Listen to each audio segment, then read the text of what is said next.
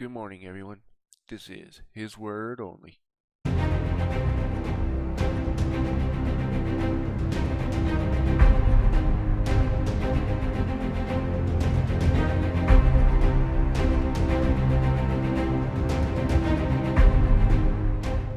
Alright, let's get right into God's Word. So today we're going to be reading Exodus chapter 33. And as a recap of chapter 32, Moses delays coming down from the mount. So the people panic and they want to make gods, or idols, to mediate to God, right? Because they don't want to do it, themselves. They want another person to do it for them, right? And Aaron has to break off all the earrings, the gold, and stuff like that from all the people. So they make a calf, a golden calf, right? Which was a custom back in Egypt, right? Because they're just going back to their old ways. We panic, we go back to our old ways, right?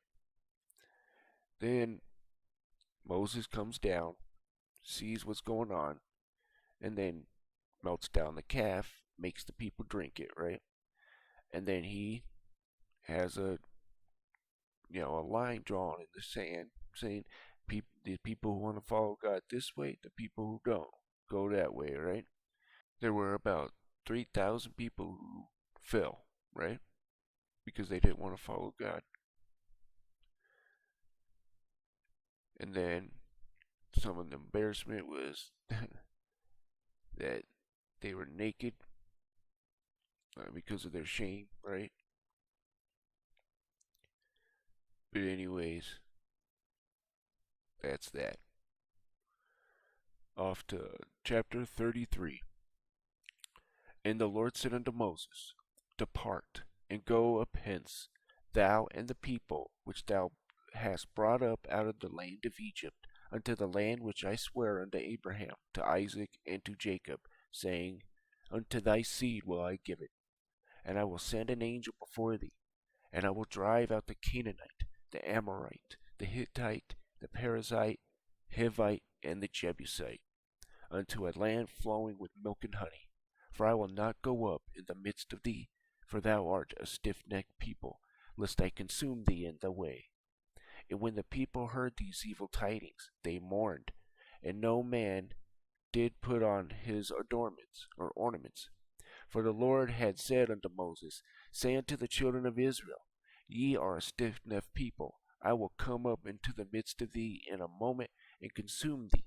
Therefore now put off the ornaments from thee, that I may know what to do unto thee.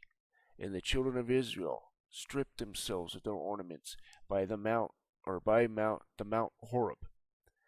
And Moses took the tabernacle, and pitched it without the camp, afar off from the camp, and called it the tabernacle of the congregation. And it came to pass that every one which sought the Lord went out to the tabernacle of the congregation, which was without the camp. And it came to pass, when Moses went out into the tabernacle, that all the people rose up, and stood every man at his tent door, and looked after Moses, until he was gone into the tabernacle. And it came to pass, as Moses entered into the tabernacle, the cloudy pillar descended, and stood at the door of the tabernacle, and the Lord talked with Moses. And all the people saw that the cloudy pillar stand at the tabernacle door. And all the people rose up and worshipped, every man in his tent door. And the Lord spake unto Moses face to face, as a man speaketh unto his friend. And he turned again into the camp.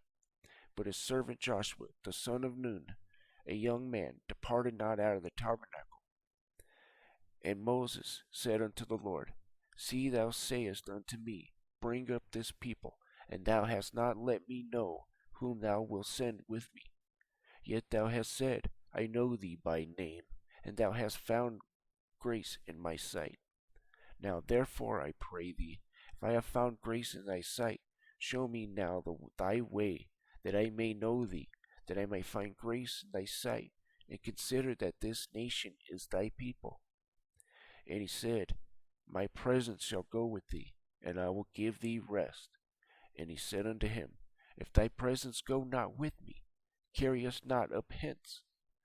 For when it or wherewhen she or shall it be known here that I and thy people have found grace in thy sight, it is not that thou goest with us, so shall be separated, and I thy people, from all the people that are upon the face of the earth. And the Lord said unto Moses, I will do this thing also that thou hast spoken, for thou hast found grace in my sight, and I know thee by name. And he said, I beseech thee, show me thy glory. And he said, I will make all my goodness pass before thee, and I will proclaim the name of the Lord before thee, and I will be gracious to whom I will be gracious, and show mercy to whom I will show mercy. And he said, Thou canst not see my face, for there shall no man see me, and live. And the Lord said, Behold, there is a place by me, thou shalt stand upon a rock. And it shall come to pass, while my glory passeth by, that I will put thee in a cliff on a rock, and will cover thee with my hand while I pass by.